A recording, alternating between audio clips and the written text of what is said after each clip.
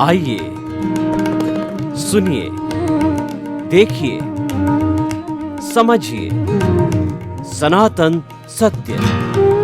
जैसी दृष्टि वैसी सृष्टि, दृष्टि विज्ञान। कुदरत, कुदरती रचना एवं कुदरत के कानून से शाश्वत सुख की प्राप्ति।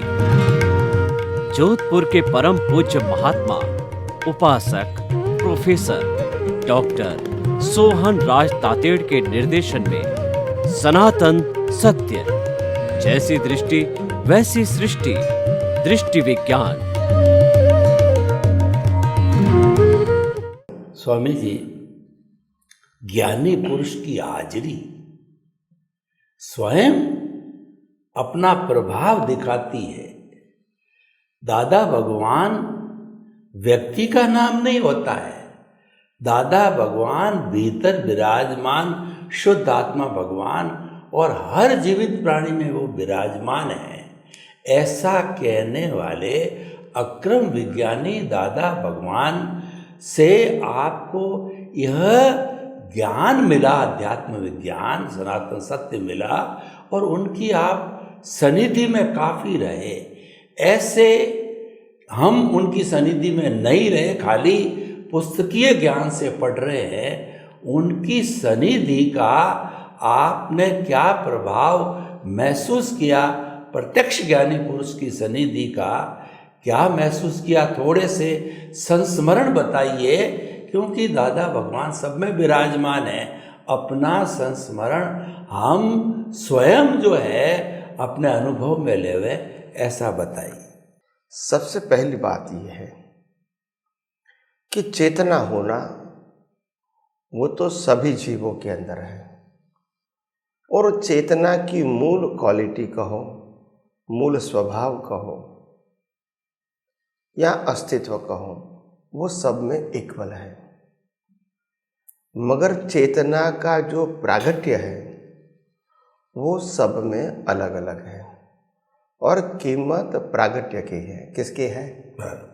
अभी कोई प्रश्न करता है कि भी आत्मा तो सबके अंदर इक्वल है, क्वालिटी भी इक्वल है, अस्तित्व भी इक्वल है और चैतन्यता भी इक्वल है, तो फिर उनका जो प्रागट्य होना वो क्यों डिफरेंस है? तो हमको मालूम होना चाहिए कि प्रागट्य होने का मतलब होता है अमास से पूनम होना। क्या बताया? माध्य से पूनम, अमास से पूनम। अमास का मतलब अंधेरा और पूनम का मतलब फुल मून। ये प्रागट्य होने की प्रक्रिया है। अंधेरे से प्रकाश की ओर जाना, हाँ, अज्ञान से ज्ञान की ओर जाना। हाँ, मगर ये प्रक्रिया जो है वो स्टेप बाय स्टेप प्रागट्य है। उसमें चंद्र छोटा बड़ा नहीं होता है, चंद्र तो वही का वही रहता है। उनका प्रागट्य क्या होता है? एकम, बीज, तीज, चौथ, पांचम, ऐसे करके पूनम में क्या हो जाता है? फुल मून हो जाता है। चंद्रकलाएं कहते हैं। चंद्रकलाएं, तो कला वो प्रागट्य है। क्या है? प्रागट्य। तो प्रागट्य का मतलब होता है खुद तो लाभान्वित होते हैं, मगर दूसरे को लाभ मिले ऐसी क्षमता, ऐसा अनुभव, ऐसी जागृति, इसको प्रागट्य बोलते हैं। प्रकट होना। हाँ, तो अगर अमास है तो भी चंद्र है, मगर किसी को लाभ नहीं। मगर अमास से एकम होती है तो थोड़ा का लाभ मिलता है, बीज होती है तो और ज्यादा लाभ मिलता है, और पूनम में मैक्सिमम मिलता है। तो ये प्रक्रिया प्रागट्य की प्रोसेस है। इसीलिए आध्यात्म जगत में प्रागट्य का इसीलिए महत्व है ताकि वो दूसरे को भी सहायक बने, और तभी वो पूजनीय बनते हैं। देखो, आध्यात्म जगत के अंदर केवल ज्ञानी पूजनीय नहीं होते हैं, तीर्थंकर पूजनीय होते हैं। दोनों के अंदर ज्ञान तो इक्वल है, मतलब जो समाज के लिए उपयोगी है। क्या बताया? समाज के लिए वो उनका प्रागट्य होना बहुत आवश्यक है समाज के लिए। खुद स्वयंभू ज्ञान प्राप्त करके मुक्ति में जाना वो खुद के लिए तो अच्छा है ही, मगर समाज के लिए कोई बेनिफिट नहीं है, और इसीलिए उसका काउंटिंग समाज में नहीं होता है। भले वो मोक्ष में गए केवल ज्ञान प्राप्त करके, अज्ञान को मिटा के, आठे पर को कर्मों का क्षय करके मोक्ष में गए, वो हमारे लिए रिस्पेक्टेड है, मगर आम जनता को वो सहायक नहीं बने। तो इम्पोर्टेंट बात यह है, प्रागट्य का मतलब होता है प्रकट होना, और ऐसा प्रकट होना जो दूसरों को भी हम मार्गदर्शन दे सके, गाइड कर सके। तो दादा भगवान नाम के एक अनुभवी ज्ञानी पुरुष थोड़े समय पहले हो चुके हैं भारतवर्ष के अंदर, खास करके गुजरात के अंदर, और उनका प्रागट्य होना, प्रकट होना, उनका जन्म होना और उनके अंदर ज्ञान दर्शन प्रकट होना, ये प्रकट होने से हजारों लोगों को उनके प्रागट्य का लाभ मिला, गाइडेंस मिला, मार्गदर्शन मिला, ज्ञान मिला, दृष्टि मिली।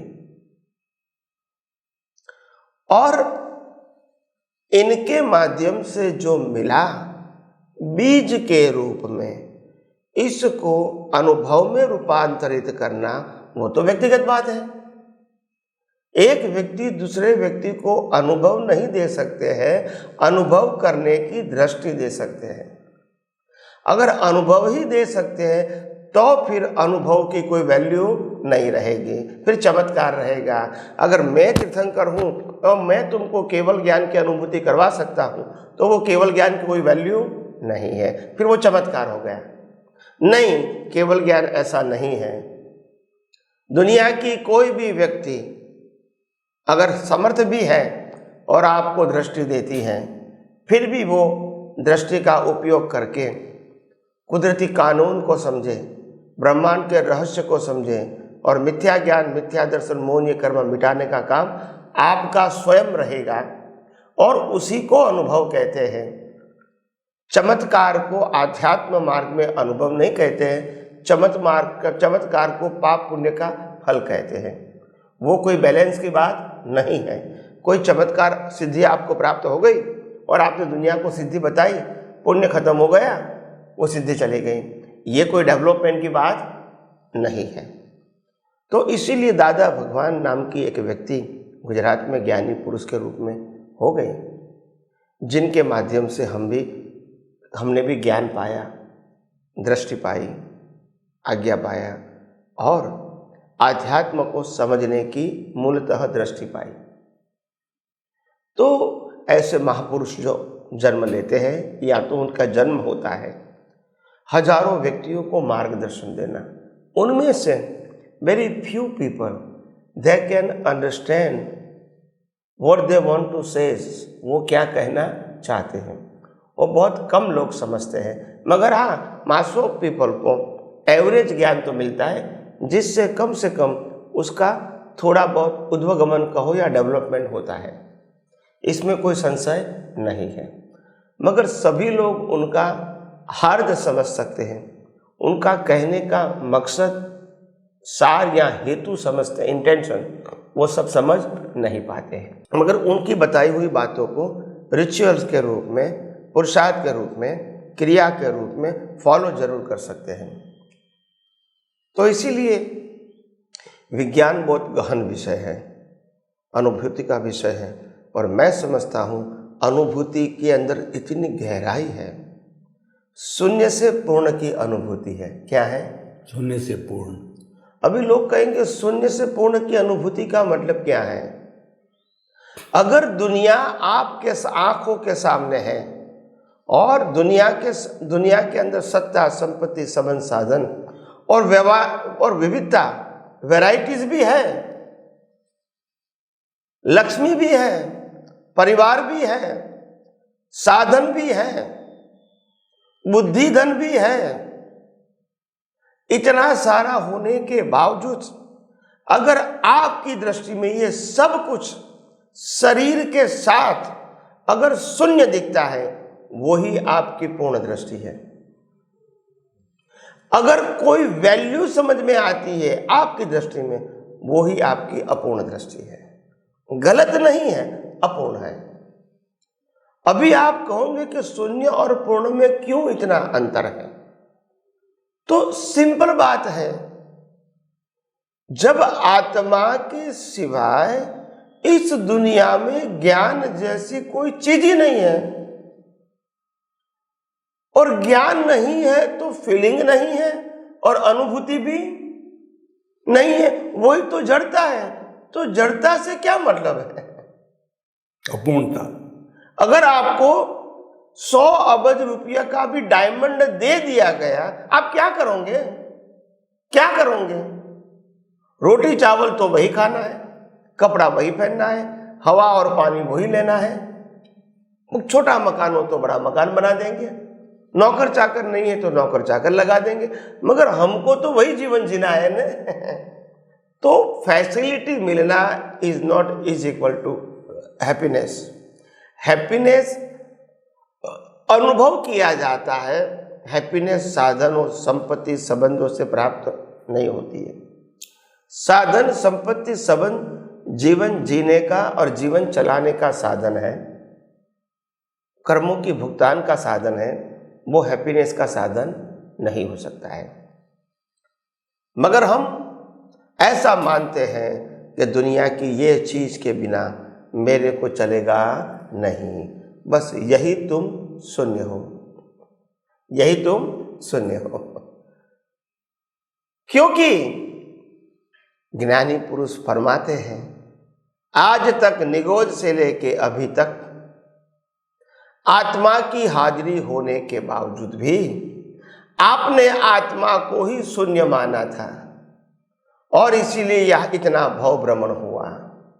अभी आपको संसार को शून्य नहीं मानोगे, वहां तक आत्मा की अनुभूति नहीं होगी। तो कई लोग कहते हैं कि स्वामी जी, क्या हम आत्मा को मानते हैं और व्यवस्थित शक्ति या कुदरती रचना को मानते हैं, और जितना मानेंगे, जितना उपयोग करेंगे, जितना अनुभव करेंगे विज्ञान का, क्या इतना आत्मा का अनुभव होगा? तो आध्यात्म विज्ञान कहती है नहीं,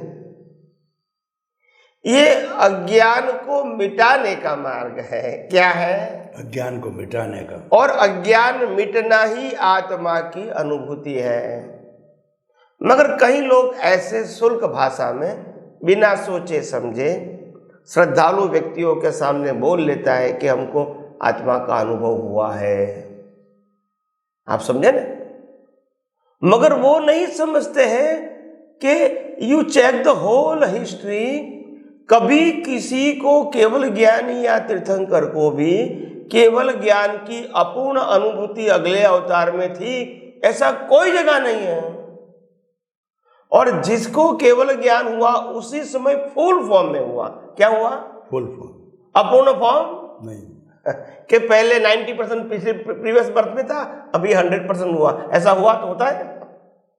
तो आप समझो, आध्यात्म मार्ग में प्रगति करने का मतलब अज्ञान को नाश करने की प्रोसेस करना, और अज्ञान को नाश करने की प्रोसेस करने का मतलब जगत की वैल्यू शून्य करते जाओ, और जब शून्य हो जाएगी वही आत्मा का अनुभव है। तो क्या उस समय जगत नहीं रहेगा? नहीं, जगत तो रहेगा, आत्मा भी रहेगा, जगत भी रहेगा, मगर आपकी दृष्टि में जब वैल्यू ही नहीं है तो फिर मालूम होगा क्या ये सब कुछ अनुभव करने वाला, जिनकी हाजिरी में मैं अनुभव कर रहा हूं, ये शून्य की अनुभूति भी मैंने किया, वो कौन है जिनकी हाजिरी में किया? वही तो परमात्मा है। अगर शून्य को शून्य मानना, अनुभव करना, बिना परमात्मा की हाजिरी संभव नहीं है। तो इसीलिए ये अध्यात्म विज्ञान में विज्ञान की इतनी वैल्यू क्यों बताई गई है? क्योंकि विज्ञान ही ऐसा है जो ब्रह्मांड के रिलेटिव सत्य से मुक्ति दिलाए। रिलेटिव सत्य से रिलेटिव सत्य की मुक्ति नहीं होगी, चेंज होगा। क्या होगा? बदलाव होगा, मुक्ति नहीं होगी। मगर सनातन सत्य से, रिलेटिव सत्य से मुक्ति पा सकते हैं। तो हर चीज़ों के पीछे सभी की एक इम्पॉर्टेंट होती है। जो आम आदमी, क्योंकि रिलेटिव सत्य और सनातन सत्य का जब भेद नहीं समझ में आता है तो ये बातें समझ में नहीं आती है। हम रिलेटिव सत्य को ही समझते रहेंगे, चलो भाई ये धर्म से ये धर्म में गए, ये गुरु से ये गुरु मानते हैं, ये मंदिर से ये मंदिर में गए, ये भगवान से ये भगवान में मानते हैं, ये रिचुअल से वो रिचुअल्स करेंगे। वो रिलेटिव सत्य का ट्रांसफॉर्मेशन है, उसमें सनातन सत्य नहीं आता है। जब सनातन सत्य का सब्जेक्ट समझ में आएगा तभी आपको समझ में आएगा कि रिलेटिव सत्य और सनातन सत्य दोनों अलग सब्जेक्ट हैं। रिलेटिव सत्य संसार चलाने के लिए है और सनातन सत्य संसार समाप्त करने। दोनों का एंगल क्या है? अलग है। दोनों में से एक गलत है ऐसा हम नहीं कहते हैं। आपको क्या प्राप्त करना है वो आपका सब्जेक्ट है। तो कहने का मतलब ये है, इसीलिए आधुनिक जगत में ज्ञानी पुरुष दादा भगवान के माध्यम से हमको जो मिला वो ये दृष्टि मिला उनके पास से कि अध्यात्म का मार्ग एक साइंस है, वो कोई क्रियाकांड नहीं है, वो कोई पाप पुण्य नहीं है। और दूसरी बातें उनकी दृष्टि से ये मिली मेरे को कि पूरा जो ब्रह्मांड है उनका, उनके संचालक की एक व्यवस्था है जिसको उन्होंने व्यवस्थित शक्ति नाम दिया। तो पहले जमाने में तो हम कॉज इफेक्ट को मानते थे, कर्म और कर्मफल को, मगर पूरे यूनिवर्स को मैनेज करने वाली एक शक्ति है जिसको उन्होंने नाम व्यवस्थित शक्ति दिया। बाद में हमको जब समझ में आया तो हमने उसको कुदरत, कुदरती कानून और कुदरती रचना के रूप में एक्सप्लेन किया, अनुभव किया और एक्सप्लेन किया। तो हमको समझ में आया कि पूरा ब्रह्मांड जो है वो एक साइंस है और आत्मा विज्ञान घन है जिनकी हाजिरी से ये साइंस समझ में आता है। आत्मा विज्ञान घन है और ब्रह्मांड के सभी रहस्य उसमें ओपन हो जाते हैं। एक रहस्य दूसरे रहस्य को नहीं जान सकते। आत्मा की हाजिरी से ब्रह्मांड के सभी रहस्य खुले हो जाते हैं, क्योंकि रहस्य जड़ है, जानने वाला जड़ नहीं है। जानने वाला जड़ है तो फिर जानेगा कैसा? तो प्रकृति नहीं जान सकती है क्योंकि ये जड़ है, इसको जला। कई लोग कहते हैं कि स्वामी जी आप कहते हैं कि प्रकृति जड़ है, ज्ञानी पुरुष की बॉडी जड़ है, तो हम तो तीर्थंकर को भगवान मानते हैं, तो क्या उसकी बॉडी में ज्ञान नहीं है? मैंने कहा नहीं है। तीर्थंकर की बॉडी में अगर ज्ञान होता तो हम क्यों जलाते हैं? ज्ञान नहीं है, वो ज्ञान को व्यक्त करने का वाहक नेचुरल इंस्ट्रूमेंट है। उनकी बॉडी भी कुदरती रचना ही है, ये कोई विशेष नहीं है। विशेष मतलब हमारे से भले क्वालिटी में विशेष है मगर कुदरत का ही वो हिस्सा है। कोई उनकी स्पेशलिटी, अपनी बॉडी की स्पेशलिटी नहीं है। कुदरत ने उसी प्रकार से, तीर्थंकर होने के नाते उसी प्रकार की बॉडी कुदरत ने ही दिया, हमको भी कुदरत ने दिया। पशु योनि में भी, योनि में शरीर कुदरत ने ही दिया, नरगति में भी कुदरत ने ही दिया और देवलोक में भी कुदरत ने दिया है। तो कुदरत की बॉडी, कुदरत ने दिया हुआ बॉडी है अलग अलग प्रकार की या अलग अलग क्वालिटी की, मगर है तो कुदरत की। और कुदरत की दिया हुआ बॉडी में ज्ञान नहीं होता है, वो सफरिंग करने के लिए है। किसके लिए है? सफरिंग। उसमें ज्ञान नहीं होता है। अगर उसमें ज्ञान होता है तो फिर हम जलाएंगे क्यों? तो इसीलिए बात को समझने की जरूरत है और इसीलिए आध्यात्म विज्ञान में बहुत सारी बातें जो आज तक गुप्त थी वो ओपन हो गई और क्लैरिटी आई। क्या आई? क्लैरिटी। यानी हमारे पास कौन सा रिलेटिव सत्य का अज्ञान जो हमको आध्यात्म के मार्ग में आगे बढ़ने में अवरोध करता था, वो विज्ञान ने बताया कि आध्यात्म विज्ञान कोई व्यक्ति विशेष का मार्ग नहीं है, कोई संस्था, मंदिर या मंत्र का मार्ग नहीं है, कोई रिचुअल्स का मार्ग नहीं है, कोई गुरु या भगवान का मार्ग नहीं है। ये तो सनातन सत्य है और इसको बताने वाला का हर हमेशा रिस्पेक्ट होना चाहिए। मगर वो स्वयं कुदरत भी नहीं है और भगवान भी नहीं है, मगर जरूर मार्गदर्शक है। तो आइए हम सब आध्यात्म विज्ञान में और आगे जानकारी प्राप्त करने की। स्वामी जी आपका बहुत बहुत धन्यवाद। आपने बताया कि जो ज्ञानी पुरुष होते हैं वो दृष्टि देते हैं, मार्ग बताते हैं, लेकिन आपको अनुभूति नहीं कराते हैं। उस दृष्टि का सम्यक उपयोग करके अज्ञान को इरेज करते हो, जब आपको अनुभूति होती है और इस रास्ते पर कोई व्यक्ति चले उसको ये प्राप्ति हो सकती है। और आपने ये बताया कि जो ऐसे ज्ञानी पुरुष होते हैं वो तिन्नाणम तार्याणम, स्वयं तरते हैं, दूसरों को तारते हैं और बड़े महत्वपूर्ण होते हैं। तो इसीलिए आपने जो ये बताया ज्ञानी पुरुष की पहचान, उसके लिए आपको धन्यवाद, साधुवाद। जय सच्चिदानंद। जय सच्चिदानंद। जैन धर्म की मान्यता के अनुसार जो मुक्ति में जाने वाला जीव है वो एक भवातारी होता है। यानी जब वो जन्म ले लेता है, चाहे केवल ज्ञानी या तीर्थंकर है, उसके अंदर जैन धर्म की मान्यता, ये केवल दर्शन वो पूर्व जन्म में नहीं मानते, उसी जन्म में वो मानते हैं कि वह छठा गुणस्थान, पांचवा गुणस्थान जो है श्रावक का छठा गुणस्थान साधु का लेके उसको साधुपना लेना मस्ट है।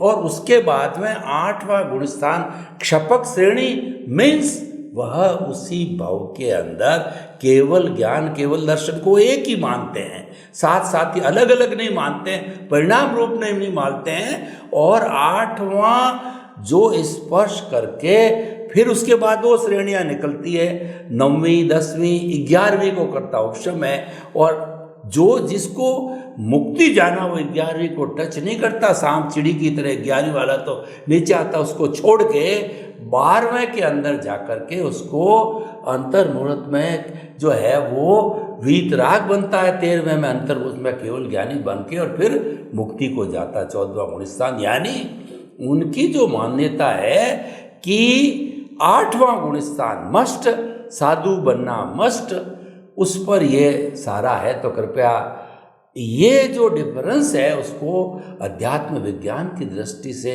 हालांकि सही है कि वो केवल दर्शन पूर्व जन्म में होता है और केवल ज्ञान उसकी परिणति को आगम में किस तरीके से मान्य किया है नहीं किया, परंतु आगम में ये है, ये मान्यता है। धन्यवाद। सबसे पहली बात है ये है, हमारे मुक्ति के मार्ग में लास्ट में जो प्राप्त होता है इसको केवल ज्ञान कहते हैं, केवल ज्ञान दर्शन कभी नहीं कहते हैं। ये बात हमको माननी पड़ेगी। भगवान को केवल ज्ञान हुआ, केवल ज्ञान दर्शन हुआ ऐसा कभी नहीं बोलते हैं। तो केवल ज्ञान इज अ अल्टीमेट, वो हमको समझना पड़ेगा। केवल दर्शन पहले होता है। एनीवे, एक पहला डिफरेंस बताया। दूसरी बात ये है कि जहाँ तक केवल दर्शन नहीं है, वहाँ तक जब केवल दर्शन नहीं होता है वहाँ तक पुरुषार्थ होता है, और पुरुषार्थ होता है तो फिर केवल ज्ञान डिसाइड कैसे होगा? पुरुषार्थ इसीलिए है क्योंकि अज्ञान है, और अज्ञान है और केवल ज्ञान डिसाइडेड है, ये दोनों कॉन्ट्राडिक्ट हो गए। अगर मेरे पास अज्ञान भी है और अज्ञान है मतलब केवल दर्शन नहीं है तो अज्ञान है, और केवल ज्ञान डिसाइडेड भी हो गया है, ये दोनों कैसे हो सकता है? ये दोनों पॉसिबल नहीं है। तो केवल दर्शन होने के बाद ही केवल ज्ञान का बीज होता है, जिनका फल सुनिश्चित होता है अगले अवतार में से, या आपको केवल ज्ञान। और हम सबको मालूम है जैन होने के नाते कि अभी जो तीर्थंकर होने वाले हैं इसको भी केवल ज्ञान कब होगा वो भी शास्त्रों में तिथि तारीख के साथ बताया गया है। इतना फिक्स होते हैं और आप कहते हैं पुरुषार्थ होने के बाद प्राप्त होता है, कितना कॉन्ट्राडिक्ट है। अगर आपका जन्म इसी माता पिता के घर में होने वाला है, आपकी शादी इसी पत्नी के साथ होने, इसी बहन के साथ होने वाली है, ऐसा फिक्स है, फिर आप कहेंगे कि नेक्स्ट बर्थ में मैंने पुरुषार्थ करके प्राप्त किया, तो वो तो रिलेटिव सत्य हो गया, अज्ञान हो गया। यहाँ आप कर्म के सिद्धांत को नहीं समझे हैं और क्या है। तो मेरा कहने का मतलब है आपकी बात आर्ग्यूमेंट के रूप में किसी के सामने पेश कर सकते हैं, इसमें कोई संदेह नहीं है और आपको अधिकार भी है, मगर सामने पैरेलल एक एक बातों को स्वीकार करना वो भी आपकी एक फर्ज होती है। तो इसीलिए मैंने कहा कि केवल दर्शन और केवल ज्ञान के बीच एक बर्थ का मनुष्य भाव का अंतर मिनिमम होना चाहिए। और दूसरी बात, लास्ट बर्थ के अंदर क्योंकि केवल दर्शन अगले अवतार में हो गया है तो अज्ञान है नहीं, और इसलिए लास्ट बर्थ में पुरुषार्थ भी नहीं है। आप ऐसा कहोगे कि शांतिनाथ कुंथुनाथ अरनाथ ने 6 खंड के ऊपर विजय प्राप्त किया, हजारों रानी थी, अढळक संपत्ति था, बच्चे भी बहुत थे, और उस समय इसको केवल दर्शन नहीं हुआ था, बाद में केवल दर्शन हुआ, फिर केवल ज्ञान हुआ। अभी आपको ये बात समझनी पड़ेगी, अगर केवल दर्शन नहीं है तो कर्म बंध चालू है, ये बात आपको माननी पड़ेगी। केवल दर्शन नहीं है तो अज्ञान है, तो कर्म बंध तो होता ही है ना। तो कितना फिर कॉन्ट्रडिक्शन खड़ा हो जाता है। फिर आपका केवल ज्ञान डिसाइडेड है, ये कैसे बैठेगा? लॉजिकली कोई जगह सेट नहीं होता है। देखो, बताना एक अलग बात होती है, मगर जब सामने वाला आपको प्रश्न करेगा तो आपको उत्तरदायी बनना पड़ेगा। तो इसीलिए सिद्धांत में गोल गोल की बात नहीं चलेगी। आप कहोगे मैं किताबों की बात करता हूँ और किताबों की बात मानता हूँ, तो ठीक है, उसमें हम कोई किसी के साथ ये नहीं कहना चाहते हैं कि आपकी किताब में गलत है। सोचो, समझो और समझने के साथ आप आर्ग्यूमेंट करो या आपकी बात रखो, अच्छी बात है। यही तो आदान प्रदान की बात होती है। अगर मैं गलत हूँ, तुम गलत हो, ये कहना वो कोई आदान प्रदान नहीं है। ओपननेस होनी चाहिए, सही बात को स्वीकार करो, और नहीं समझ में आता हो तो क्वेश्चन भी करो और सामने वाले व्यक्ति को प्रश्न भी करो, ये आपको करने का अधिकार है। मगर जो बातें आपके सामने आप निरुत्तर हो गए तो उनको तो कहो कि हाँ ये बात तो अभी मान लिया, अभी आगे की बात, तो ऐसे बात होती है। तो मेरा कहने का मतलब ये है, आध्यात्म विज्ञान बहुत बड़ा सब्जेक्ट है, और मैं मानता हूँ इस भारतवर्ष के अंदर कम से कम महावीर भगवान के निर्वाण के बाद जो 2600 साल के बाद ये विज्ञान दर्शन के रूप में जो ओपन हुआ है, उससे हजारों लाखों साधु संतों सन्यासियों और आम जनता का काम होने वाला है इन फ्यूचर, भविष्य में। यही मेरे को तो दिखता है और मेरे को समझ में भी आता है। और भविष्य के अंदर ये आध्यात्म विज्ञान के अंदर हजारों लोग PhD करेंगे और अपने आप को प्रेजेंट करने का प्रयास करेंगे कि मैं आध्यात्म विज्ञान इस प्रकार से समझाऊँ। तो आइए हम आध्यात्म विज्ञान को इन फ्यूचर और भी एपिसोड में समझने की कोशिश करेंगे। स्वामी जी, आपका बहुत बहुत धन्यवाद। एक बहुत बड़ा सूत्र मिला कि अध्यात्म विज्ञान की दृष्टि से केवल दर्शन हमारा रियल पुरुषार्थ है, और वह पुरुषार्थ जिस जन्म में होता है उसमें एक भाव उस परिणाम को भुगतने के लिए चाहिए, वो केवल ज्ञान का जीवन होता है। तो ये पुरुषार्थ और परिणाम की बात बहुत लॉजिकली और बहुत सही मालूम होती है, पर अपनी अपनी मान्यता है, वो अपनी अपनी जगह है। परंतु अध्यात्म विज्ञान की दृष्टि से, सनातन सत्य की दृष्टि से, लॉजिकली दर्शन की दृष्टि से ये बहुत सही प्रतीत होता है। तो समस्त श्रोताओं की तरफ से आपके प्रति धन्यवाद, साधुवाद, कृतज्ञता। जय सच्चिदानंद। जय सच्चिदानंद।